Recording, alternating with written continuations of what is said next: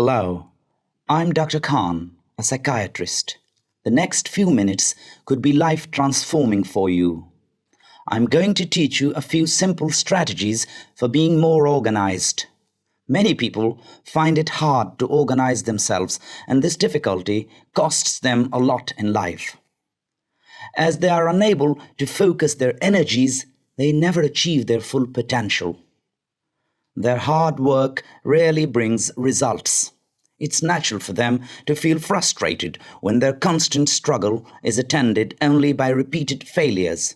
For such miserable souls, life can become a rat race, pervaded with a sense of maddening dissatisfaction. No one deserves to live such a pitiable life. Anyone can learn to be more organized and efficient in life. I've tried to glean the most important lessons from decades of research into productivity science and distill them into a small set of practical rules. These rules are further condensed into my simple 4 Ps formula that anyone can learn within minutes and use. Let's dig in. The 4 Ps stand for prioritize, plan, place, and perform. Prioritize. I wasted time, and now time doth waste me. William Shakespeare. Time is a limited commodity, and no one can afford to waste it. The first step to being organized in life is to determine the purpose of your life. Let that be the starting point of your thoughts. Many life coaches recommend creating a mission statement document. You can do that too if you like. Having a purpose in life is an absolute must, although it's entirely up to you what that purpose should be. You may want to discover a new theory that falsifies Einstein's theory of relativity, or you may just want to lie on green grass to watch fleecing clouds. Any purpose in life is worthwhile, so long as it makes you happy and gives meaning. Having this purpose is necessary as it gives you a sense of direction. It becomes a blueprint or roadmap and helps you build goals. It thus helps you prioritize what's important for you.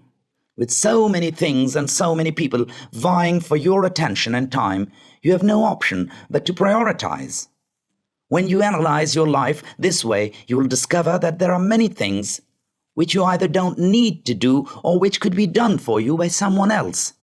You must learn the skill of delegating a task to other people. Nowadays, computers can also do a great deal of things for us, including, but by no means limited to, automatic email replies, payment of recurring bills, and even household chores.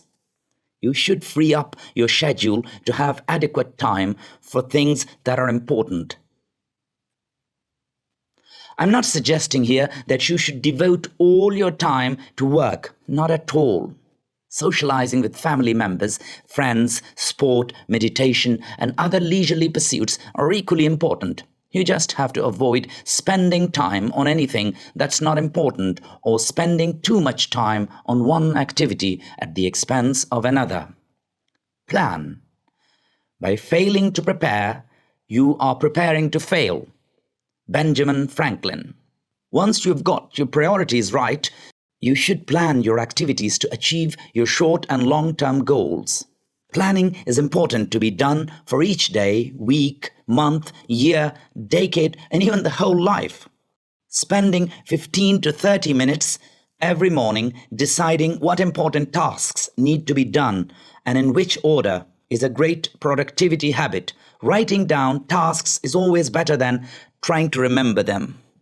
The American president Eisenhower was famous for his time management skills. He proposed a method called the Eisenhower matrix. You can use this method too.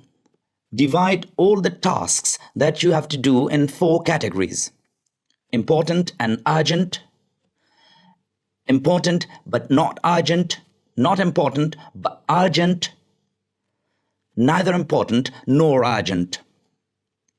If you notice, it's not very different from the prioritizing we just talked about.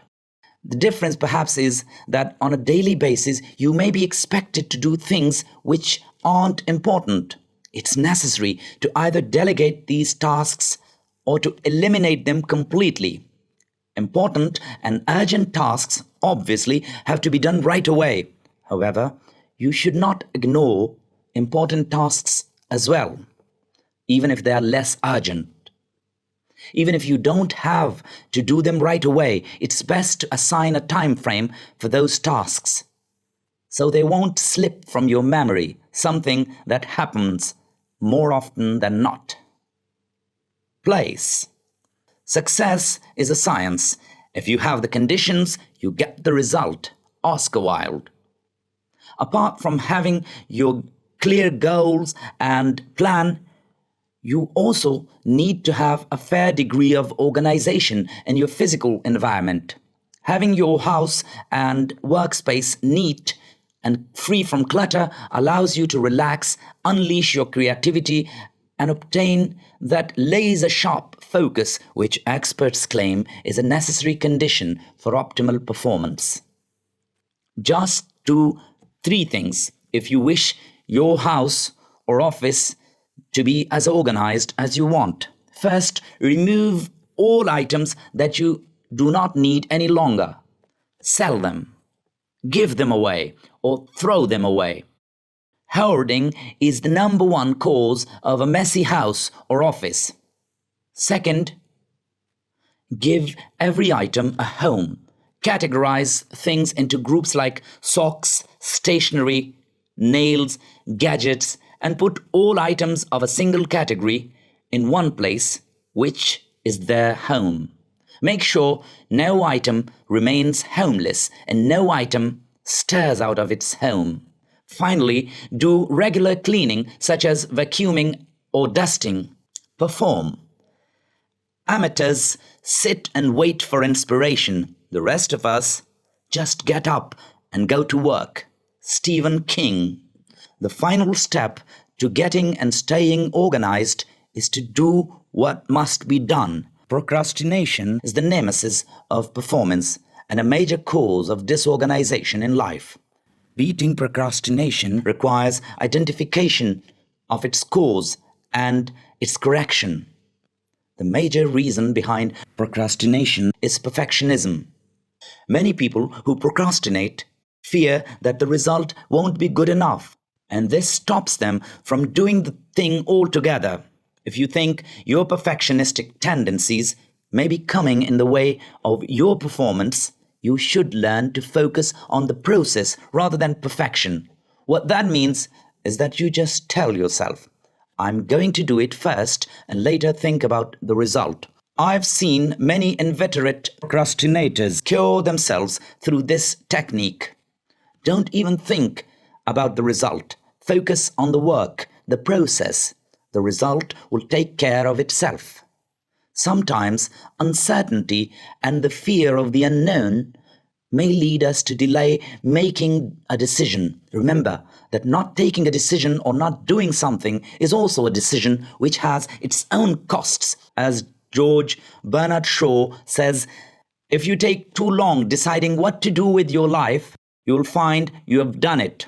If you're uncertain about something, consider the impact of indefinitely delaying an action or decision. Chances are your fears will decrease and you will be prompted to action.